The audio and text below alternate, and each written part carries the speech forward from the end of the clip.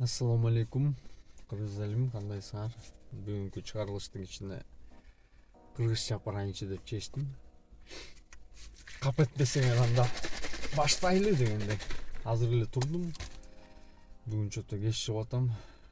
Последнее время аябай кеч чыгып атам. 8-терде, 9-тарда негизи таксиде иштегендер билет. Эртең менен саат 5-те чыгыш керек го. Бирок антейин десең Москвада жанбайт да 5-течи.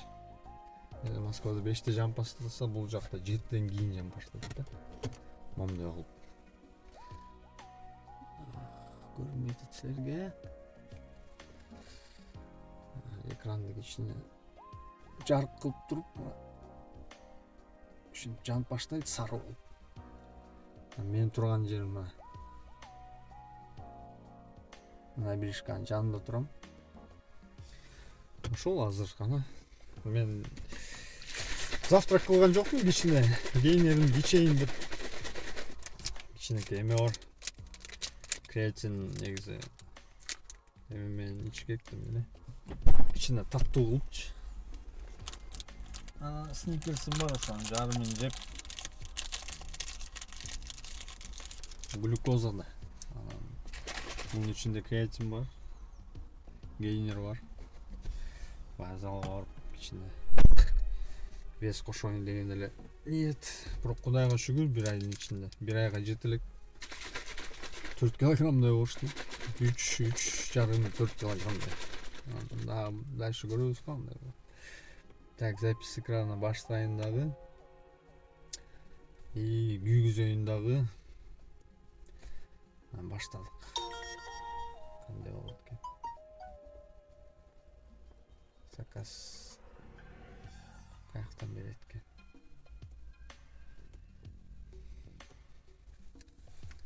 Ошол жигиттер, ар заказ алганда жеттим, иштейин.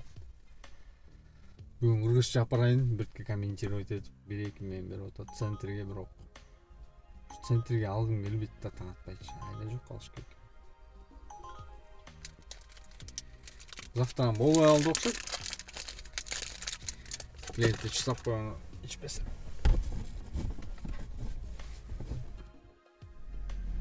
Так, биринчи заказ алдым. Барташ деген жигит экен го. Ошону барып чыштайын дагы. Койм, бысмылда, Кудайым жол берсин деп, мен 40 сааттан алыс боло эле деп бысмылда деп баштадым эми жигиттер.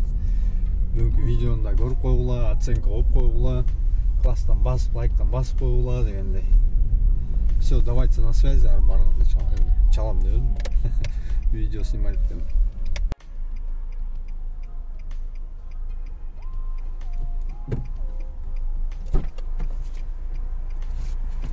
День добрый, Барташ. Так, Барташ тап келип түшүрдүм. Мен ушу центрдин ушундай жакпайт да. Жактан оңой менен заказ чыкпайт. Эми акырын үй жака айдаш керек. Айла жоктон I love you деп. Ошол жигиттер эми силер менен сүйлөшүп кете берейин да. Эшиктегилер көрсө айтат го, эмне болгон бул жигитке депчи. Кыргыз жигит окшойт го, эмне болгон? Ох, Lexus LS 500 дейт го. Спортивная, ой-ой-ой. Ушу центрин ушундай жакпайт да. Центрге келдим, мына ушундай Сталинка бар ушул жердечи. Ушинтип видеону снимать этип. Ушундай Сталинкасы бар. Упс, не увидел вас. Прашам дегенде кечирип койгула деген сөз да. Ушундай жигиттер, центр ушундай. Бирок центрде азыр по утрам заказ аман эле болду да. Бербейт эле да. Ошон үчүн акырын кайра үй жакты көздөй. Барайын дагы үй жактан заказ алайын. Бул жакта бербейт.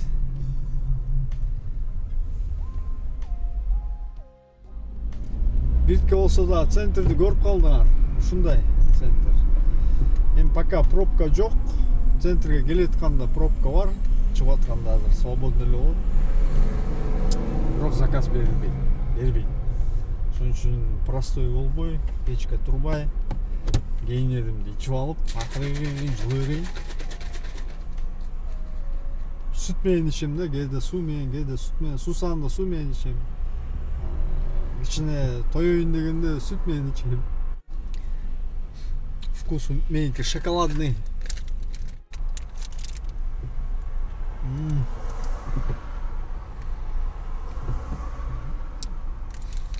Курсак ачканда баары эле аппетитный боло береби.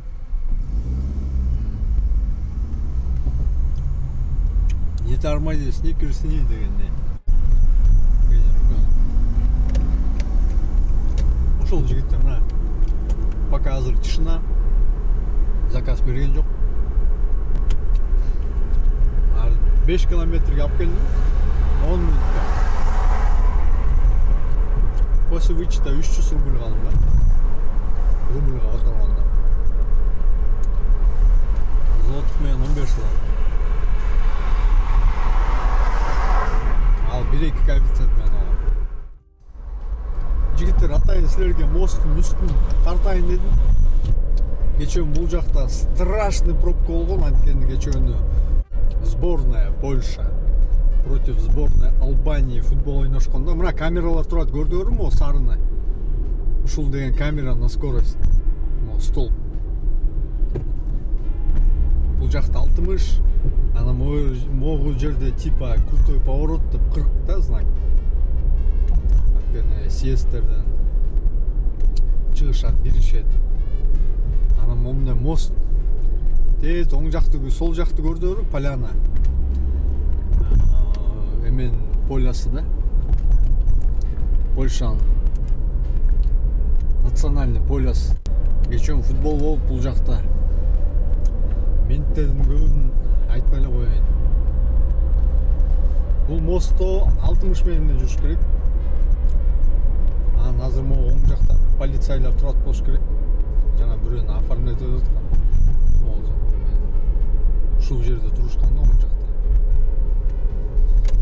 Бирөөнү токтотуп алып оформление болуп чыккан. Центрге келеткан. Уже кетип калыптыр. Анан кечөөн футбол болуп, аябай киши көп болуп. Футбол бүткөндөн кийин ушул жак кайнады да, как раз менин район. Мен ушул жакта жашайм. Ушул үй жакка кетип баратпайм. Центрден жакын эле үй. 5 километр максимум, 4 километр болду. Любой убакта үйгө кирип кетем. Үйгө кирип салып, кайра чыгып. Ошол жигиттер, кечөөн момундай кайрылыш, оңго кайрылмакмын да. Монтип съезд дублерга кетмекмин, монтип кечөөн ушул жерге менттер туруп алышыптыр. Эч кимди киргизбей.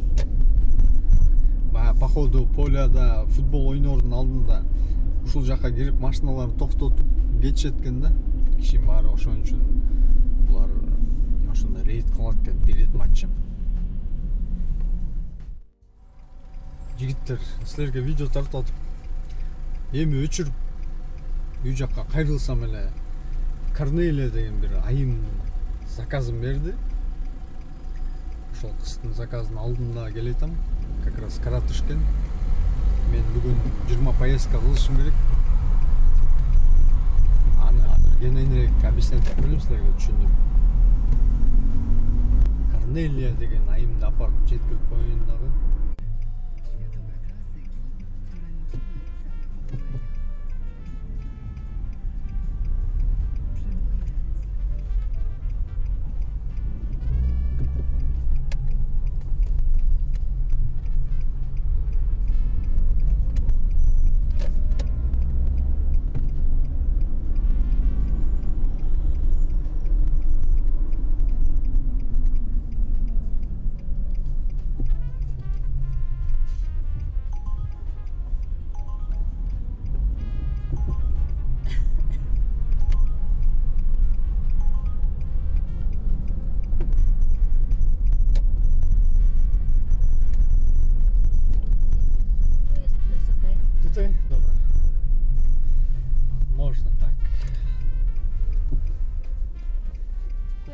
Yılga yandı zaten ya.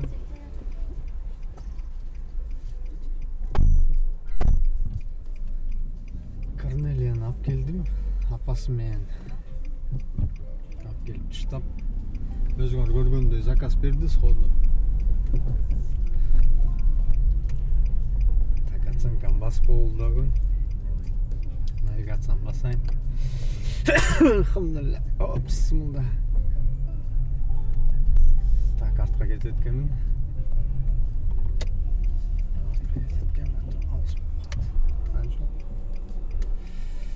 В принципе, алдыға деле кетсем болмок экен,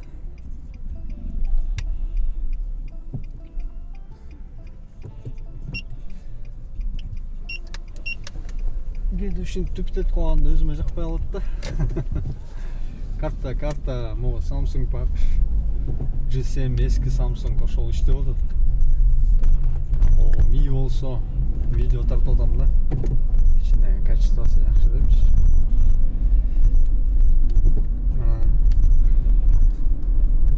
Samsung картаны кеч ачып коет. Ошол жигиттер. Так, азыр заказга баратам. Следом кайра центрге берди, айла жок, алдым. Центрге апарып таштайм. Билбейм, анча убакыт калган, пробка болду. Заказга келдим. Кыздын аты Катерина экен. Катарина. У них булардын орус тилинде мягкий знак жок да булардачы. Катерина десе, булар Катерина дейт экен. 2 минуты дейт.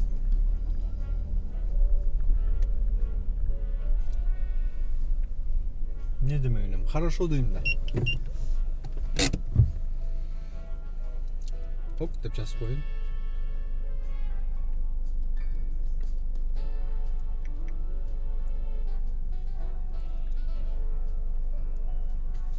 Ошол жигиттер. Ушундай жумуш, эми таксинин жумушун баарыңар билесиңер.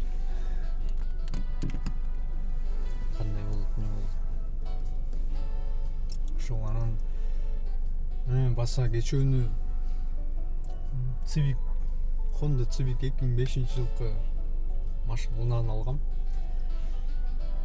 Атайын доставка на газу, газ менен, бензин менен жүрөт. Состояниясы жүрөт экен, бирок вкладывать этиш керек. Анын баасын айтсам таң каласыңар. Кыргыз туугандан алдым. Бул жакта жүргөн, көптөн бери жүргөн, иштеп жүргөн. Ошо көп машиналар болуп, баягы Honda Civic эшикте отуруп, эшикте жатып каралбай калып турган. Көңүлдүктөр жарылып кечөөнү ошону барып менять этип, ошо видео снимать этимди унутуп койдум. Менять этип антип алгандан алып келдим. Үй жакка алып келип токтоп койдум. Аны мен доставкага атайын даярдайм. Анан доставка жөнүндө дагы бизге өзүм жумушка чыгып көрүп, кандай болот, эмне болот, баягы ким билет, балким башкалардын пландарында бар келип доставка алам дейинчи. Ошолорго көргөзүп, кандай иштейт, эмне кылат деп бүт эмелердичи. Рабочий процессти көргөзөм. Ошол атайын ошого алдым. Анан иним да Кыргызстандан келсе, Кудай буйрса ага колуна тапшырам. Ал машинаны 500 злотыйга алдым. Сомго отургондо 10 000 сом болот. Ит бекер эле алдым да акышты. Вкладывать этиш керек, бир 20 000, 30 000 рубль вкладывать этсем жакшы эле болот да. Машина тың эле экен, жакшы эле экен. Баягы масло, свечаларын менять этип, фильтрлерин менять этип, стабилизатор, столбтиктерин менять этип, рычагтарын, дисктерин карап көрүш керек экен, колодкаларын карап көрүш керек экен. Эгер бүт жакшы болсо, ошолорду бүт жазап алып эле өзүмдүн машинам болуп, өзүм айдап жүргөнгө. Анан документация жагынан техпаспорт менен, техпаспорту жок экен, ошо пати утерян экен, бирок электрондук формат бар, жарай берет. Эме технический состояниясын өткөрүп, техосмотрун и страховка алыш керек болду. Анын ичине вкладывать этиш керек. А так машина жүрөт. ал документ жок айда албайм, анткени штраф чоң. Ошол. Анан таксиде деле негизи кандай десем, таксиде деле өзүлөрүнүн нюанстары бар да. Мисалы үчүн биз кандай по черному иштейбиз да, Uber. Эч наклейка, поклейка, эчтеке жок. Анан кийин страж граничный, налоговый, полицейский, анан дагы бирөөлөр бар. Ошолор эгер кармаса, штрафтары чоң да. Анан постоянно облава болуп турат экен. Атайын заказ берип, сотрудниктери там бул жакта местный таксисттер заказ берип, наличка. Анан келип расчет кылгандан кийин басышат да. В основном аэропорттордо, вокзалдарда болот. Анан бизде телеграм группа бар, баарыбыз ошолорду карап турабыз да, каякта облава болуп атат деп. Анан алардын штрафтары өтө эле чоң. 2000-3000 злотыйга чейин барат. Анан рубль которгондо 50-60 миң болуп кетет да. Ошол жигиттер. Катерина келди окшойт. День добрый. Ой, эки чоң устап келдим. Келип чыктап бир сыйра сүйлөшүп, практикамды көтөрүп польский. Катерина завершил поездку. Ошо центрге келип калдым кайра эле, үйдүн жанына. Үйгө чейин бир 3 километр го дейм. Кайра үй жака айдайбыз азыр. Үй жака айдап, дальше заказ албасак, центр аман эле болсун. Ошол жигиттер, 3 эле заказ кылдым. Саат 8:30 чыктым эле, канчада чыктым эле? 9, жок 8:30 эмес, 9:00 чыктым. 9:00 чыгып, азыр 9:50 болду, 1 саат эле болду иштегеним. 3 заказ кылып турмун. Үй жака акырын айдай берейин. Заказ берет атат. Центрде простой болуп калам, азыр туруп калсамчы. Ошол да эмне жаңылык, эмнелерди сүйлөп берсем силерге. Сүйлөчү сөздөр көп эле да негизи. Анан ошо нелегальный болуп, баягы кассовый аппарат керек, легальный болуш үчүнчү. Лицензия водителя керек. Бадания деген болот, ал медкомиссия деп коет, ошо психологду, кан басымыңды, көзүңдүн көрүшүн бүт ошолорду текшерет да. Ошолорду өтүп, бадания деген медкомиссияны өтүш керек. Өзүмө лицензия алышым керек. Машинага лицензия алыш керек, эгер официально иштейм десеңчи. Анан кассовый аппарат алыш керек да. О, берип атат. Алдым 0250 02500 барат экенбиз. Камиланы аппарат экен. В любом случае мени подстава кылып кармаса, мага 2000-2,5 миң злотых төлөйт, штраф салат, айып. Ошону на месте төлөшүм керек да. Эгер на месте төлөсөм, сотко мага эме жазып берет. Эле. Короче, сотко жазып берет. Сот чечим чыгарат да. Бирок ал кичине плачевно болуп калат да, кийин менин документтеримди легализовать этиш үчүн кичине кыйынчылыктарды жаратып калат. Ошон үчүн ага жеткирбеш керек. Анан машина алганын себеби ошол доставкага кирип иштеп көрөйүн деп атам да, кандай болот экен. Балдар айтат жакшы эле болот деп. Зато өзүң машинаң мененсиң да, башың оорубайт. Көрөбүз го. Ошол форматты да тартып силерге көргөзүп берем, кандай болот, эмне болот. Бирок такси маселесин дальше баягы алып кетем. Анан кийинчерээк да ал. Бала бакырам келип, келинчегим келип, кичине отурукташып калганда өзүмө машина алып, ошого чейин акча чогултуп, өзүмө Toyota болобу, Lexus болобу, ишалса Mercedes болобу машина алып таксиге атайын даярдайм. Бош убакта иштегим келчү. ошол жигиттер. Европа жакты мага. Бул Польша один из самых эң жеңил республикага кирет да, Польшачы. Документация боюнча, башка маселелер боюнча легализация бул жакта кылып алып, башка өлкөлөргө барып окат кылсаң да болот экен да. Ошон үчүн эң жакшы вариант Польшада в данный момент. Ошол. Так, Камилага келдим. Күтөйүнчү, каякта турат болду экен Камила. Көрүнбөйт го. Азыр бир жактан чыгат. Ох, Камила эжекебизди тап келдик. Ай, сиз каякта күтүп атасыз эле? Мен сизди күтүп атпаймынбы дейт. Мага айттым, ай, эжеке ай. Көп болсо 1 минут болду турганыма. Сизди күтүп атпаймынбы десем. Мен сизди бул жакта күтүп атпаймынбы? Болбосо алдымда эле турган болчу да. Артты карап, бул жакта турбайсыңар деп келип атпайм. Пани Камила, припрашам. Я чекам 1 минута десем. Добро. Хорошо, get, ничего страшного. Кетсе кетти эжеке дедим. Жылайлы анда. Жумушка жеткиресиз деп алып келдим ошондой кызыктуу жумуш. Спорт. Кейинеримди ичип бүтө албайт.